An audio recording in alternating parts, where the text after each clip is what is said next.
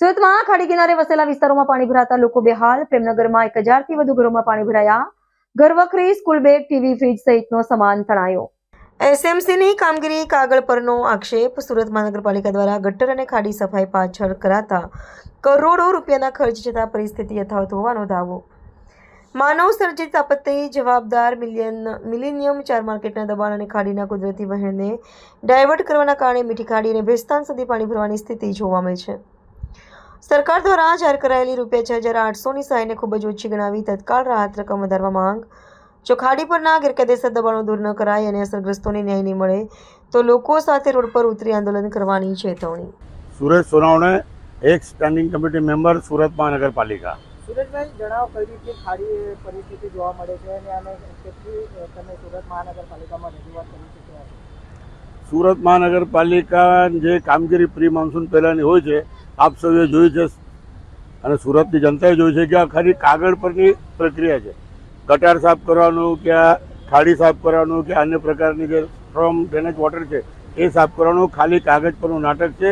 લાખો કરોડો રૂપિયા ખર્ચ થાય છે, પરંતુ બધું કાગળ પર છે અને જેના લીધે શહેરની જનતાને અને ખાસ કરીને ખાડી કિનારે રહેનાર લોકોને ખૂબ જ વેઠવું પડે છે.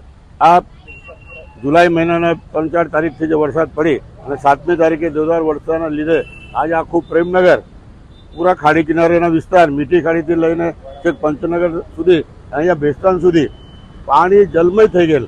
પરંતુ આ કુદરતના પાપે નહીં, પરંતુ આ માનવ સર્જિત પાપે, માનવ દ્વારા ખાડીઓ ઉપર કરેલ દબાણ, કુદરતી વહેણને આ મિલેનિયમ 4ના ગજરા બંધુએ ડાયવર્ટ કરી દીધું છે.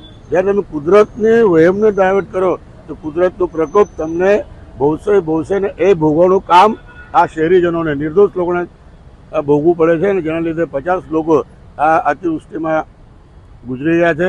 હજુ સુધી રાહત લોકો સુધી પહોંચી નથી. પ્રેમનગરમાં 1000 ઝૂંપડાઓ છે, 800 સુધી પહોંચે છે. દરગાહ છે, પ્રેમનગર છે, ઘણા બધી વસ્તીઓ છે. નામ લિસ્ટ આખું લિસ્ટ 1 કલાક લાગશે. તો સરકારે તાત્કાળ, હર્ષભાઈએ જે જાહેરાત કરી છે રાજ્ય સરકાર દ્વારા ₹6,800ની, એ ખૂબ જ અપૂરતી છે. હજુ બી અમારા પ્રેમનગરના કહો કે શહેરના કહો, પાણી ભરી જવાથી ઘર વખરીનો સામાન, છોકરાઓને સ્કૂલના દફતર, ગાદલા, તકિયા, ટીવી, ફ્રીજ, બકરા, મરઘા બધા જ વહી ગયા છે. અને માટે સરકારે જે અપૂરતી રાહત આપી છે એમાં તત્કાળ વધારો કરીને શહેરીજનોને આર્થિક મદદ કરવી જોઈએ. અને સરકારે તાત્કાળ આ મિલેનિયમ 4 જે મીઠી ખાડી પર આવેલું છે એનાથી સન્યા કણદેશ સુધી લોકોને આફત થાય છે. અમે તો ગત વર્ષે બુલડોઝર લઈને આને તોડવા ગયા હતા, પરંતુ ઉધના પોલીસે અને તે સમયના અધિકારીઓએ અમને પકડીને જેલમાં પૂરી દીધેલા કે તમે આવું શું કામ કરો છો. પરંતુ આજે અમે નહીં કરીએ, પણ અત્યારે સરકારની જરૂર છે. સરકારે સુરત મહાનગરપાલિકાના સત્તાધીશોએ જે માનનીય મુખ્યમંત્રીશ્રીએ કીધું છે કે 15 મીટરનું ખાડીના સેન્ટરથી તમે ખુલ્લા કરો. હું તો કહું કે 9 મીટરનું જ કરો.